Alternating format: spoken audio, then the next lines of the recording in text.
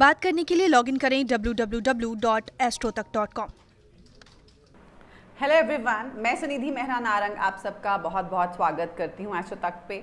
आप हमारी वीडियोस को एस्ट्रो तक के यूट्यूब चैनल को सब्सक्राइब करके देख सकते हैं। आप हमारी वीडियोस एस्ट्रो तक के फेसबुक पेज पे जाके या एस्ट्रो तक की ऐप को डाउनलोड करके भी देख सकते हैं। मेरे साथ जुड़ना चाहते हैं तो मेरे इंस्टाग्राम पे सुनिधि मेहरा के नाम से मेरे साथ जुड़ सकते हैं। कैसे हैं आप सब? उम्मीद करती हूँ आप सब अपनी ज़िंदगी में बहुत खुश होंगे। आज हम बात करने जा रहे हैं गुप्त नवरात्रों के बारे में। गुप्त नवरात्रे कब से शुरू हो रहे हैं, कैसे क्या करना चाहिए, क्या नहीं करना चाहिए, और कैसे आप माँ को प्रसन्न कर सकते हैं, कैसे अपनी इच्छाओं की पूर्ति कर सकते हैं। क्योंकि गुप्त नवरात्रों को खासकर अपनी इच्छाओं को पूरा करने के लिए कहा जाता है, गुप्त तरीके से रखे जाते हैं। तो आज के वीडियो के माध्यम से हम बात करेंगे गुप्त नवरात्रों के बारे में। गुप्त नवरात्रे शुरू हो रहे हैं 30 जून से और 9 जुलाई तक रहेंगे। अब 30 जून को गुप्त नवरात्रे हैं। अब नवरात्रे जो हैं साल में 4 बार आते हैं, 2 बार उजागर और 2 बार गुप्त नवरात्रे। गुप्त नवरात्रों की अहमियत बहुत ज़्यादा कही जाती है और कहा जाता है कि इनकी जो पूजा आराधना है इस समय वो गुप्त तरीके से ही करनी चाहिए और तभी वो सफल भी रहती है और गुप्त तरीके से इसको किया जाता है। अब इसकी खासियत ये है कि गुप्त नवरात्रों के समय कहा जाता है माँ जो हैं खुद भी ध्यान में रहती हैं, तो इसकी जो इम्पॉर्टेंस है वो और भी ज़्यादा बढ़ जाती है। अब गुप्त नवरात्रों में जो कलश स्थापना का जो समय है, खासकर अगर आप कलश स्थापना करना चाहते हैं तो 30 जून को 11:57 AM से शुरू हो जाएगा 12:53 PM तक, यानी कि दोपहर के समय सुबह 11:57 से 12:53 तक कलश स्थापना का जो मुहूर्त रहेगा 30 जून को। अब जो गुप्त नवरात्रे हैं इसमें आपको क्या क्या करना है, देखिए। आपको पहले तो अपनी जो भी आपकी मनोकामना है, आप पूजा करना चाहते हैं तो इसको गुप्त तरीके से रखें। बहुत ज़्यादा मत बताएं कि आप नवरात्रे रख रहे हैं, इसको गुप्त ही रखा जाता है। वैसे तो कहते हैं कोई भी जो आपकी पूजा, आपके मन की जो मनोकामना होती है उसको गुप्त ही रखना चाहिए, बट इसमें खासकर नाम ही गुप्त नवरात्रे है। तो आपको क्या करना है, आपको आप माँ दुर्गा की, आप माँ के सारे स्वरूपों की, 9 स्वरूपों की 9 दिन पूजा की जाती है।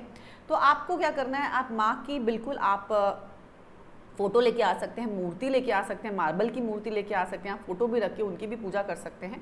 तो आप मूर्ति लेके आइए और उसके बाद आप उनका एक स्थान बनाइए। स्थान आपको जो एक पटरा लेके आना है वो वुडन हो सकता है, प्लास्टिक का पटरा नहीं यूज़ करते तो वुडन एक पटरी ले आइए। वहाँ पर आप एक कपड़ा बिछाइए और आपको माँ को पहले स्नान करवाना है और फिर आप माँ की वहाँ पर स्थापना कर दीजिए।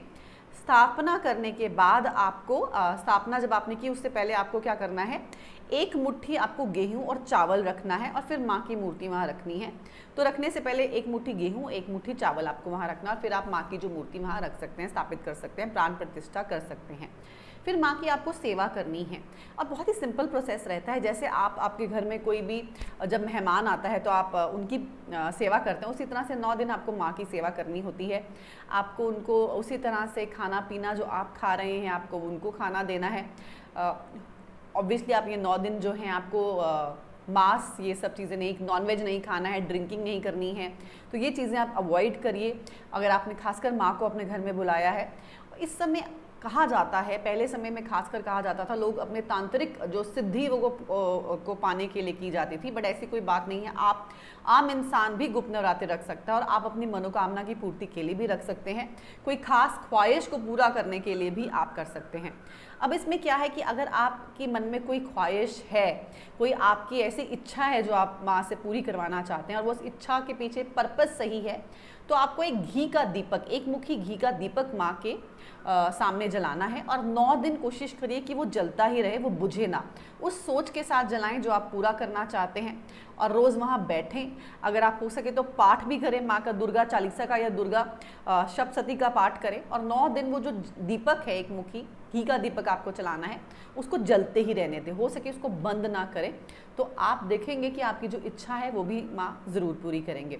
और आप क्या कर सकते हैं, आप माँ के सामने आपने ये दिया रखा और आपको क्या करना है कि आपको 2 बताशे, 2 लौंग और 1 चम्मच घी जो है ये जोड़ों में आपको रखना है, यानी कि 2 लौंग होंगे, 2 बताशे होंगे और 1 चम्मच घी जो है आपको माँ के आगे रखना है। माँ को इसका भोग लगाना है, क्योंकि बताशों का, लौंग का, घी का ही लौंग लगता है और जोड़ों में ही होने चाहिए।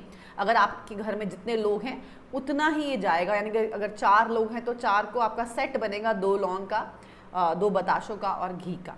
और आप क्या अर्पित कर सकते हैं, माँ को कपड़े, माँ को जल आप दीजिए, फूल चुनरी दे सकते हैं।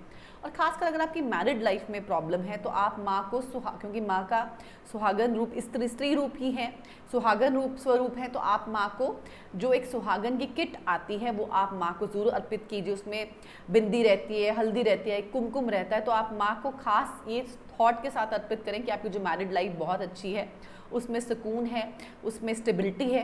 तो अगर आपकी मैरिड लाइफ में कोई भी प्रॉब्लम है तो माँ को आप ज़रूर ये किट जो है, सुहागन की किट, माँ को अर्पित कीजिए। और उसको आप नवमी के दिन आपको क्या करना है, आपने किसी को सुहागन को बुला के उनको आप उनको ये दे सकते हैं, ये जो सामान दे सकते हैं। और अगर आप चाहते हैं आपके रिलेशनशिप में बहुत अच्छे रहें, जो रिलेशनशिप है हस्बैंड वाइफ के बहुत अच्छे रहें, घर में अच्छा माहौल रहे, तो आप माँ को इत्र ज़रूर अर्पित कीजिए। माँ को इत्र बहुत पसंद है तो आप कॉटन में इत्र को स्प्रे करके माँ के पास रख दीजिए, माँ को इत्र बहुत ज़्यादा पसंद रहता है। तो आप बिल्कुल ये कर सकते हैं जैसे मैंने आपको बताया। आप बहुत ही सिंपल तरीके है, 9 दिन माँ की आराधना कीजिए, पूजा कीजिए, अच्छे से उनको भोग लगाएं, जैसे खुशी का माहौल रखें घर में। और नॉन वेज और ड्रिंकिंग जितना अवॉइड करेंगे उतना ही अच्छा रखेगा। 9 दिन बिल्कुल भी आपको नहीं करनी है। तो गुप्त नवरात्र जो हैं आपके लिए बहुत अच्छे रहें, माँ आपकी हर मनोकामना पूरी करें, यही मैं उम्मीद करती हूँ। वीडियो देखने के लिए, हमारे साथ जुड़े रहने के लिए बहुत बहुत शुक्रिया। Thank you so much.